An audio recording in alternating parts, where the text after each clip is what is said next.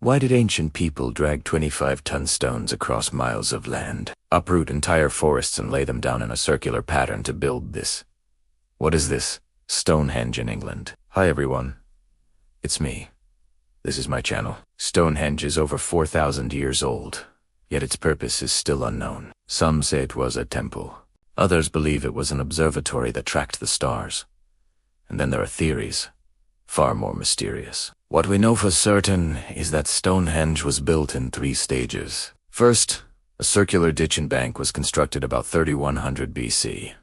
Then about 200 years later, the iconic stones were erected. Finally, between 2400 and 2000 BC, the smaller stones were put in place. But who built it and why are still a mystery. It took thousands of people, hundreds of years to build this amazing structure. But how did they move the massive stones? Researchers have determined that people probably didn't drag the stones across the land. Instead, they most likely used a sled and a rope to move the stones over a surface of wet sand, perhaps with the help of logs. The stones were then set up using a crane-like device made of wood. Each stone monolith weighed approximately 25 tons. So this would have been no easy feat.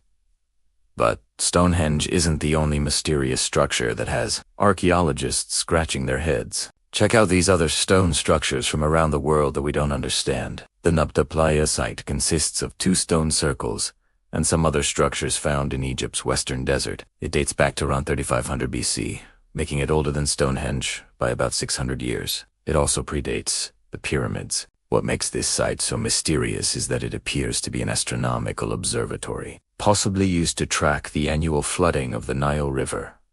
In southern India, there's a stone circle called Helika Monument, or the Leaning Pyramid of Bangalore. It dates back 4,000 years, but it's not a pyramid at all. Instead, it's a 6-meter-tall monolithic structure with 9 layers of stones. The top stone is tilted at a 70-degree angle, leading some to speculate that ancient builders may have used sophisticated technology, such as a crane, to construct it. Then there's the Salar Jung Museum in India. It houses an array of ancient sculptures and artifacts, including some mysterious black stones.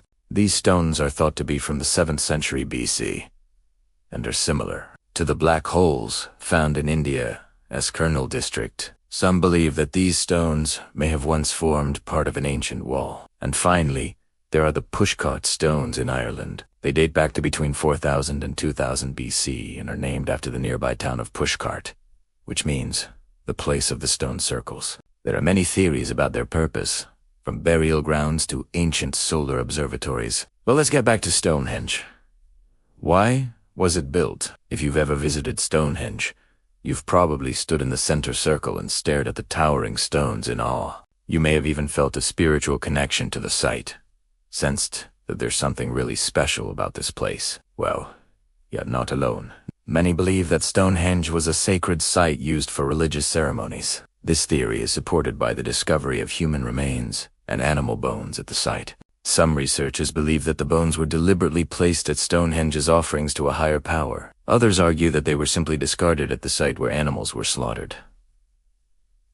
Before being offered as sacrifices, this goes along with the idea that Stonehenge was used as a temple, a place where people went to worship the gods. This theory is also supported by the discovery of several burial mounds near Stonehenge, indicating that the site had a special meaning for the dead. But what is equally mysterious is how the ancient builders managed to transport the large stones from the nearby Marlborough Downs to the site. It is believed that they may have used a combination of dragging and rolling the stones along the ground. This would have been a difficult task, but it's possible that the builders had developed sophisticated techniques for moving heavy objects. Alternatively, the stones may have been brought to the site by water. This theory is supported by the discovery of a spring near the site that could have been used to float the stones to the location. Once they were in place, the stones were then raised using a ramp or other lifting device.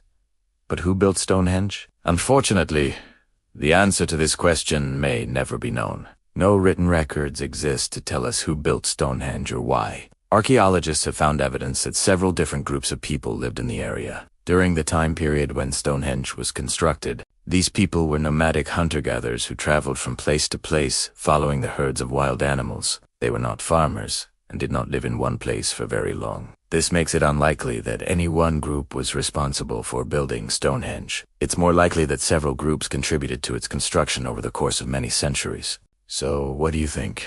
Was Stonehenge built by human hands alone, or was there something else at play? Let me know in the comments below. And thank you for watching. If you enjoyed this video, be sure to check out my other videos on ancient archaeological findings. I'm the host. See you next time.